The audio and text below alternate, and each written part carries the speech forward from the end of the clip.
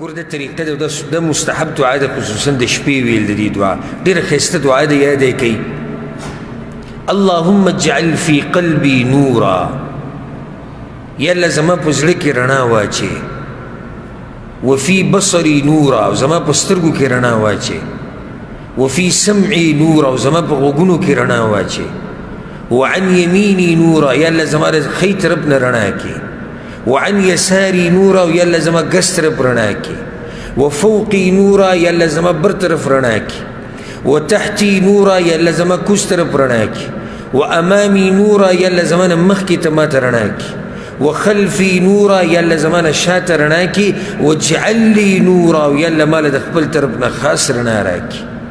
وزاد بعضهم، او بعض روایتونو کې ورسره راځي وفي لساني نورا، او یا الله زما په ژبه کې رڼا واچوي. او بعض ویلي دي وعصبي ولحمي ودمي وشعري وبشري، او یا الله زما په پلو کې اعصابو کې، او زما په غوښه کې، او زما په وینه کې، او زما په ویښتو کې، او زما په سرمن کې یا الله رڼا واچوي. متفق علیه، دا حدیث په صحیح بخاري صحیح مسلم کې. واجعل فی نفسی نورا، یہ روایت کی راځي یا الله زما په نفس کې رڼا واچې، واعظم لی نورا، یا الله مالا عظیم او ډیر رڼا راکې.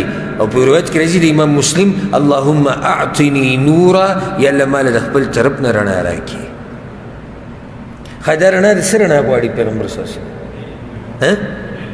د علم، د دین، د تقوا، د هدایت. دا رڼا نه غواړي لکه داسې لیټونو د رڼا چې کومه. اوس تاسو وګورئ چې یو سړي ته داسې رڼا میلاو شي په سترګو کې، په غوږونو کې، په خوله کې، په وینه کې، په پلو کې، په سرمن کې، په ویښتو کې، مخ کې، شاته، ښی، ګز، بره، کوز. د سړی به په څنګه هدایت باندې دا دعا یاده کوي. دا دعا یاده کوي، وایي د شپې سهار د سنت چې وکوي دغه ټیم کې جومات کې ناسې، کور کې ناسې، او خصوصا دغه ټیم د دعاګانو د قبلېدو وي. دا دعا پکې غواړه چې الله در نور او رڼا درکړي.